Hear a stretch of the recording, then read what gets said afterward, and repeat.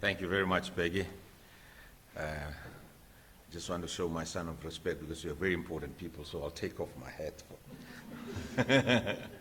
Thank you very much. Thank you very much. It's such a pleasure to be here, and I feel very honored and feel really humbled by the work you are doing here, particularly because this is a space I remember very well when I was young. In my youth, I also was in a non-profit sector. For 3 years, I worked for an organization called World Vision, and I did a lot of community work, development work, and traveled throughout this particularly South Africa, in the poorest of the poor areas and rural areas, doing this work. So I'm going to give you a round of applause because I really admire what you're doing.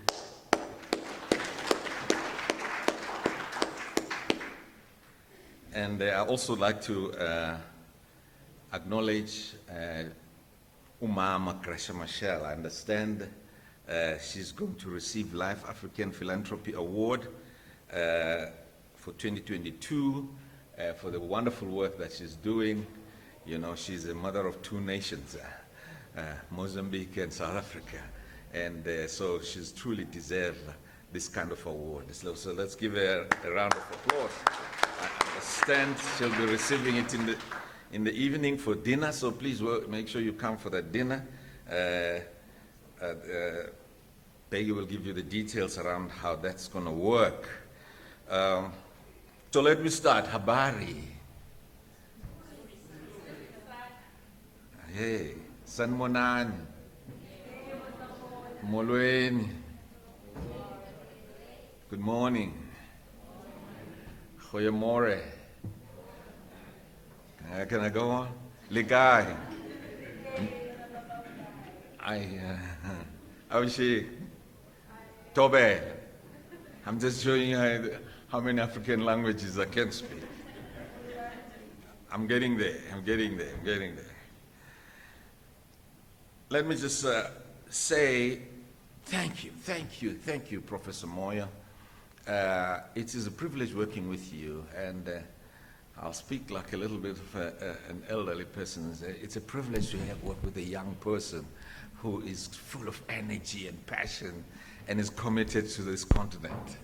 And I've got a right to say that because I've seen him in action, and his passion is so contagious, and that's why I am here. I spent inordinate amount of time supporting this. My name is Maurice Radebe. I'm the head of business school and the director of Wits Business School. It's absolutely an honor and a privilege to be here and to welcome you in this exciting conference. It's not the first time I'm in this conference. I've seen some familiar faces from our partners. So I've been part of this even during COVID time when we're all online, and I've always been part of this conference because it's a highlight in the calendar of the business school.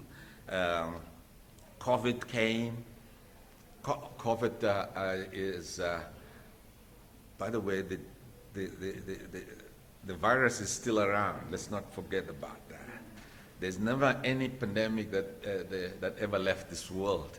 The virus doesn't leave the world. We just need to learn how to manage it.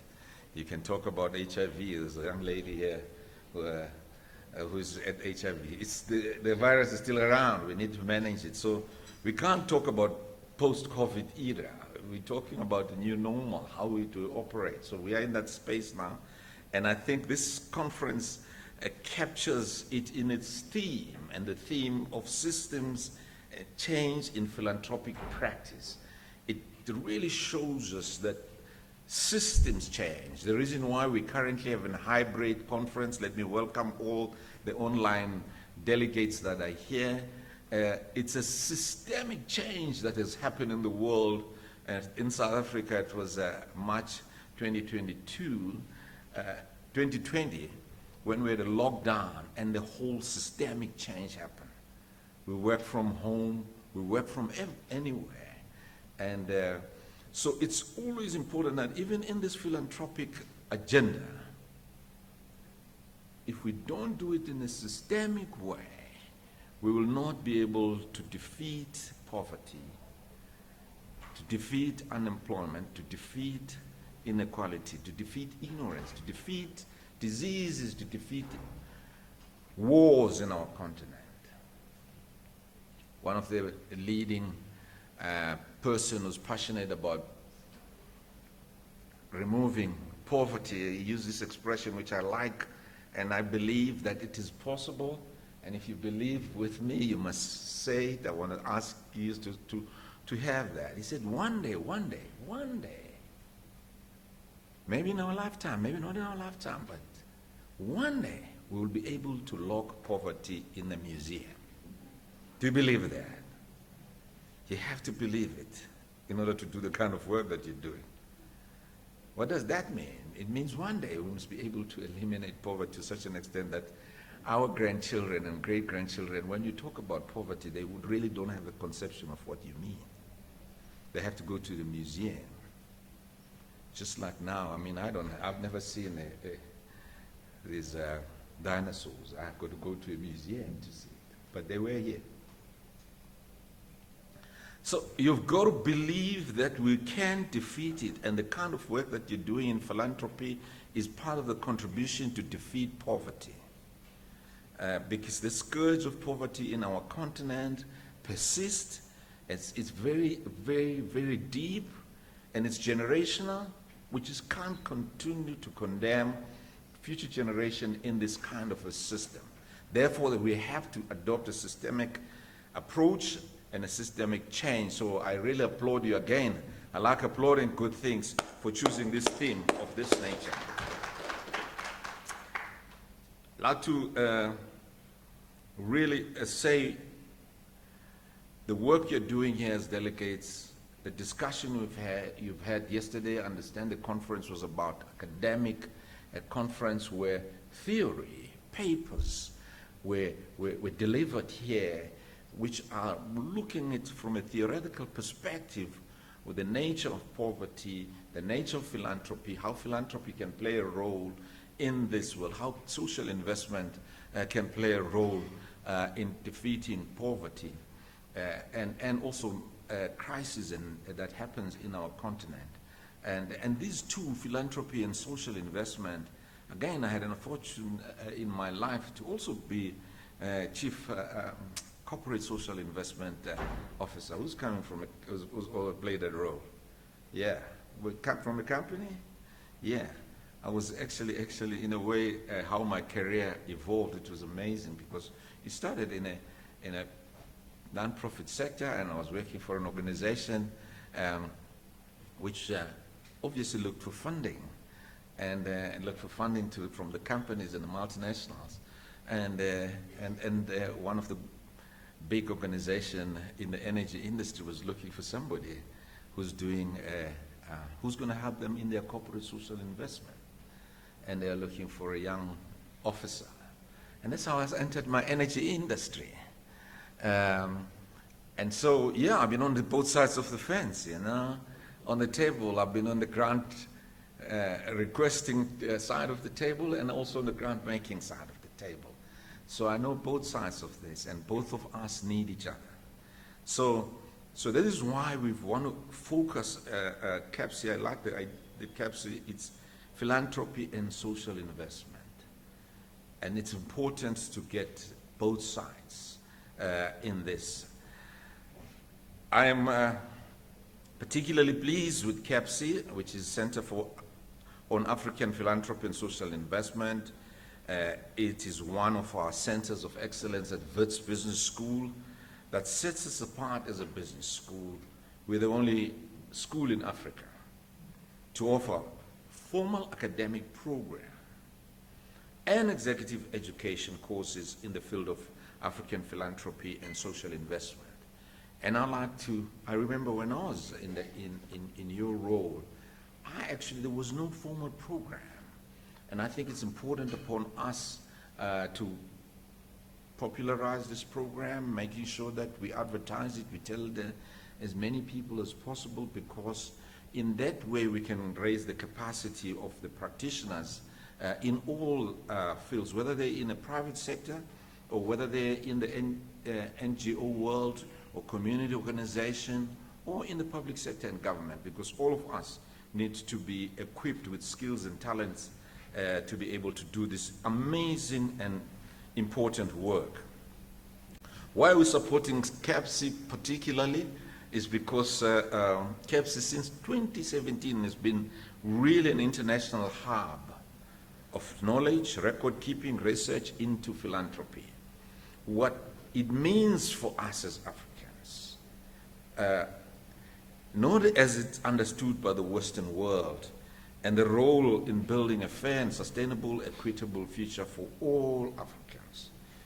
Now I can go on and on about aid in the continent, how it has actually created dependency syndrome, how it has actually emasculated us, how sometimes it is used with these reciprocal deals that are put into place in the name of aid, and yet actually the money is revolving back into Europe. In my space in energy, I'm very, very passionate about really destroying those kind of mindset. Particularly, I use the word because I've been in energy, which also involve extractive industry. So where you go out and dig a hole and get out gas, you go out and dig a hole and get up oil, you go and dig a hole and get up minerals. And the whole philosophy of the Western world has been, and I use these words quite regularly, those who have heard me speak, and I want to impress this in everybody's mind who's doing it, particularly in the business world, this whole supply chain system that is actually based on the principle from pit to port. From pit to port. So a pit is a hole. You find whatever you want to find there, whether it's oil, it's gas, or it's minerals, or it's gold, it's diamond. All the supply chain you do is a road to the port. And this means then you take that mineral, you take it to either the seaport or the airport, and it leaves our continent. The same applies with a lot of aid that I have. I've been part of many aid organizations which are globally based. And I'm not critical now, but I do want to make this point where technical assistance is offered, but the only people you can use as consultants are those that are coming from the country that is giving you the aid. You can't go on with that. We need to refuse. We need to raise our own technical assistance capacity and excellence to be able to deliver philanthropy ourselves as Africa. Do you agree with me? Do you agree with me? Yes. That's what we need to do. I'm off the script now, so if I get very passionate about this one. But I really want to make sure that some of you, I can say you're the next generation of the leadership in this space. You need to have that passion that what we do it ourselves as Africans, for ourselves as Africans, in our African way, in the way we think is best for Africa. Yes. Are we together on that one? All right. CAPSI is an embodiment of the mission statement of Wits Business School. The embodiment of the business school in the sense that what we want to deliver as a business school is a young leader that is ethical, very, very advisedly the order of the words, ethical, competent, agile, and has passion to be a force for positive good in our country, in our continent, throughout the world. Ethical, why? Our continent is riddled with unethical leaders. And the poverty, somebody said Africa is not poor, it's just got poor leaders. But it's good. Corrupt leader, let's call it out. In our country, Zondo Commission has called it out, has called names out. And I'm just praying and wishing that they should be arrested and they should be in railroad orange overalls as soon as possible. So that we send a message that as a leader, you need to be ethical, competent. The reason sometimes even aid does not reach the people that needs to reach the philanthropy is because there's no competent leaders. And I wish you to have a sense that you want to be an excellent and a competent leader so that you can execute and deliver efficiently and fast and agile way to the marginalized and the poor of this continent. Many supply chain and logistics food programs, whether the United Nations or AAU or all those programs, needs excellent leaders. And it is you and me. And that is why I've spent the latter part of my life focusing on developing ethical, competent, and third point I made, agile. The world is changing so fast that if you're not agile in the non-profit making sector, you have to be nimble, fast, think, and be able to respond with lightning speed when there's a crisis. To be able to make decisions with very limited information. Yesterday I was sitting with one guy, he says, you know, as leaders, what are you really about as a leader? It's about making decisions. And do we train people to make decisions? Because in my role as a leader of the school, the quality of the school will be really determined by the quality of my decisions. And let me tell you, the quality of your life will also be determined by the quality of your decisions. So agility in making decisions is critical. And therefore, and then I've said positive change. We don't want to train young MBAs that are focusing only on, I want to finish here and I'm going to get a big salary, I'm going to get a big car, I'm going to get a corner office, and I'm going to stay in a big house. And I tell our young students there, I say, listen, if you chase those things,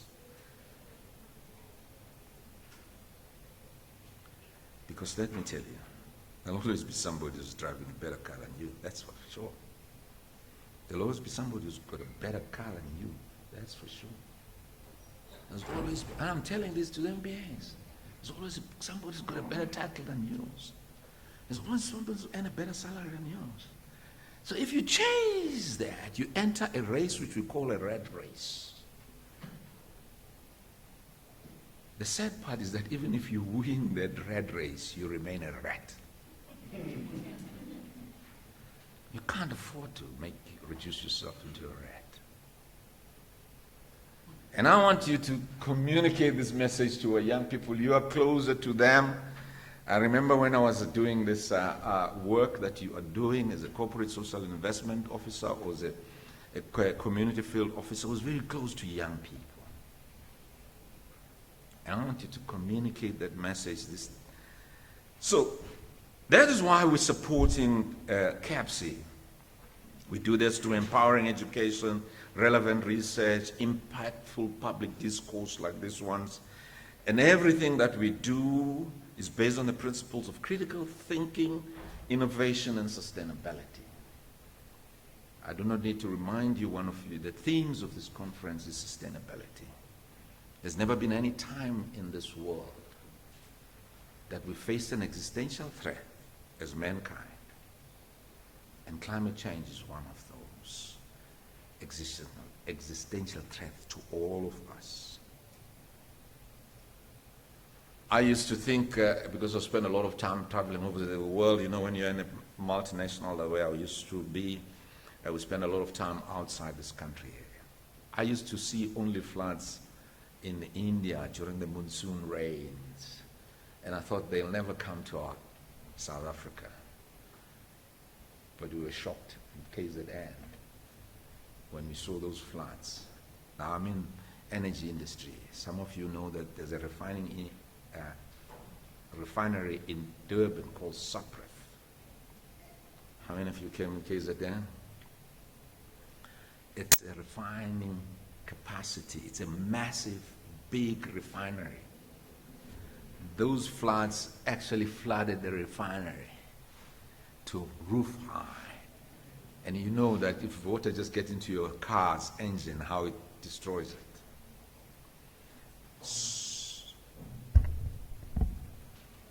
Am I okay? So, shall I start again?